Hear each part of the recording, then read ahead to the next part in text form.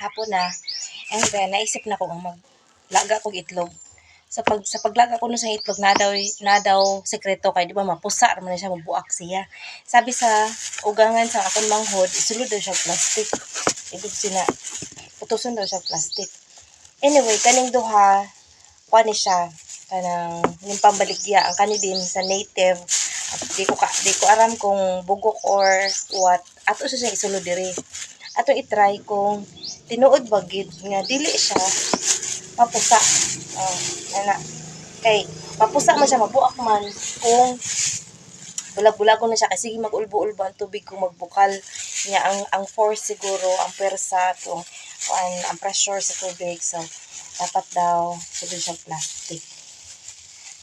Huguton daw ang plastic. Atong i-try kung di bagid siya mabuak. No, kay si Tia Nini, kuan man to siya kanang shout out kan Tia Nini, Likin. Kuan man to siya, manugbaligay ko siya itlog sa una. Sa to isulod no sa ato ang kaldero nga gwapa. Para sa kuha ka gwapa. Yarn. Sa ato siyang butang agay. Sabi din. Ito ibutang ato na siyang lutoon. Yan, gwapa itong kaldero para sa nag-video. Yan, ito siyang lutoon. Yan, ng mga siguro 15 minutes or 20 minutes.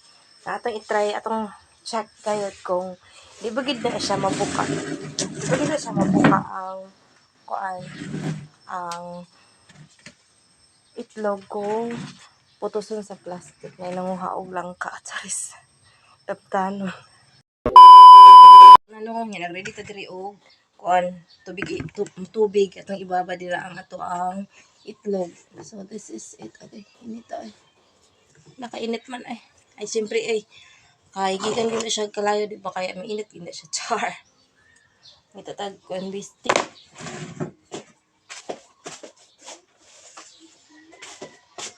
So let's try kung wala gid man siya na pusa.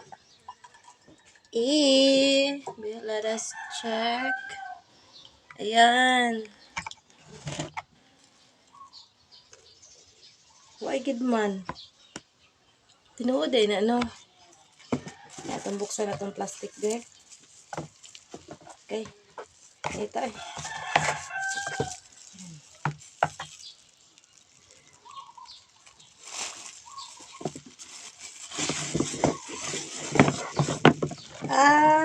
Effective pala. So that's it.